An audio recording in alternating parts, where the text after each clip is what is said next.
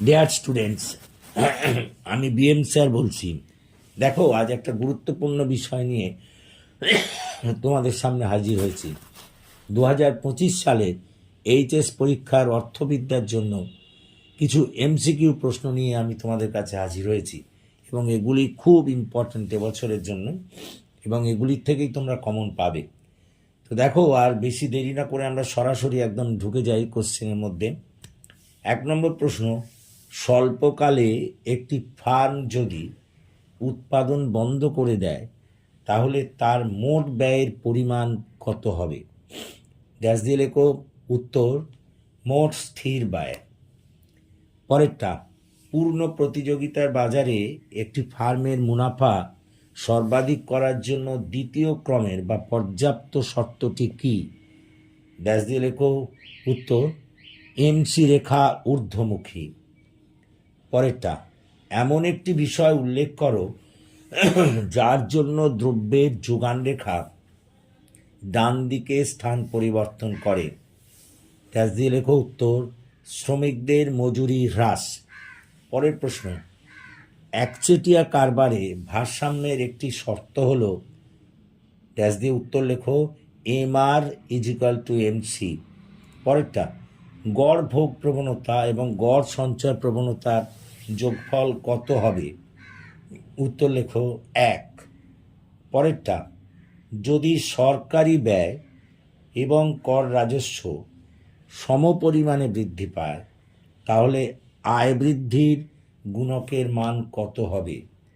আমি আবার বলি, যদি সরকারি ব্যয় এবং কর রাজস্ব সমপরিমাণে বৃদ্ধি পায় তাহলে আয় বৃদ্ধির গুণকের মান কত হবে?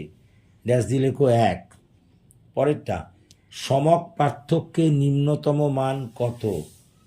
এটারও উত্তর হবে 1। পরেরটা, দারিদ্র্যের পরিমাপের সঙ্গে যুক্ত অর্থনীতিবিদ কে? ড্যাশ দিয়ে লেখো প্রশান্ত চন্দ্র মহালানোবিস বা PC মহালানোবিস। পরেরটা, মাথা গুনতি অনুপাত দ্বারা কি পরিমাপ করা হয়? মাথা গুনতি অনুপাত দ্বারা কি পরিমাপ করা হয়? ড্যাশ দিয়ে লেখো দারিদ্র্য। পরেরটা, বিশ্ব বাণিজ্য সংস্থা কত সালে প্রতিষ্ঠিত হয়? উত্তর 1995 সালে। স্বল্পকালে গড় ব্যয়রেখার আকৃতি কেমন হয়? ড্যাশ দিয়ে লেখো ইউ এর মতো হয়। পরেরটা, গড় ব্যয়রেখার নিম্নতম বিন্দুকে কি বলে? বলা হয়, দেখো উত্তর লেখো না লাভ না ক্ষতির বিন্দু বলে। লোরেঞ্জ অনুপাতের মান সর্বদা কত হয়? 0 থেকে 1-এর মধ্যে হয়। 0 থেকে 1-এর মধ্যে হয়। ভারতে দারিদ্র্যের প্রধান কারণ কি? ড্যাশ দিয়ে লেখো বেকারত্ব। মৌসুমি বেকারত্বের অস্তিত্ব দেখা যায় কোথায়? ড্যাশ দিয়ে লেখো কৃষিক্ষেত্রে। ভারতের জীবন বীমা কর্পোরেশন স্থাপিত হয় কত সালে? উত্তর লেখো 1956 সালে।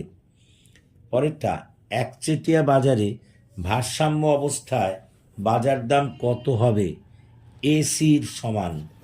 পরেরটা, প্রান্তিক ভোগ প্রবণতার মান 1/4 হলে প্রান্তিক সঞ্চয় প্রবণতার মান কত হবে? এটাও 1/4-ই হবে। পরেরটা, সরকারি ব্যয় 10,000 টাকা বৃদ্ধির ফলে জাতীয় আয় 60,000 বৃদ্ধি পায়, এক্ষেত্রে ভোগ প্রবণতার মান কত? উত্তর লেখো 5/6, 5/6। পরেরটা, যোগানের শতকরা পরিবর্তন যদি দামের শতকরা পরিবর্তনের সমান হয় তাহলে যোগানের দামগত স্থিতিস্থাপকতার মান কত হয়? ড্যাশ দিয়ে লেখো 1। তো দেখো, এই 20টি প্রশ্ন একটু ভালো করে দেখে যাবে, এখান থেকে কমন আসতেই পারে। আশা করি তোমরা বুঝতে পারছো, এগুলো MCQ কোশ্চেন ইকোনমিক্সের, এবং এগুলোর থেকেই কমন আসার সম্ভাবনা বেশি। যদি তোমাদের এই ক্লাস ভালো লাগে তাহলে প্লিজ এই ক্লাসের কথা তোমরা কমেন্ট করো, শেয়ার করো, এবং যারা এখনও আমার এই চ্যানেলটিকে সাবস্ক্রাইব করোনি তাদের কাছে আমার অ্যাপিল বা আবেদন, প্লিজ সাবস্ক্রাইব মাই চ্যানেল। আমাকে এগিয়ে আসতে সাহায্য করো, আমার পাশে থাকো, যাতে আরও বেশি করে আমি তোমাদের কাজে লাগতে পারি। So that's all for this day. Thank you for watching and listening. Please comment, share and subscribe to my channel. Have a good day.